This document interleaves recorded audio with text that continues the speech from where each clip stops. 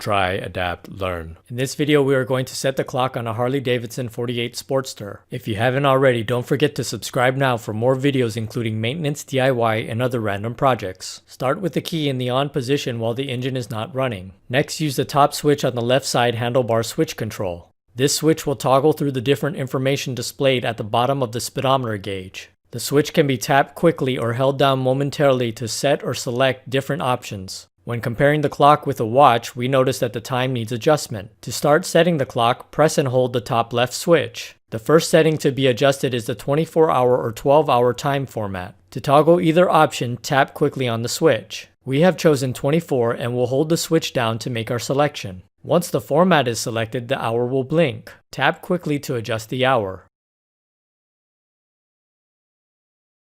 Once the proper hour displays, hold down the switch to make the selection. Once the hour is selected, the minute will blink. Tap quickly to adjust the minute.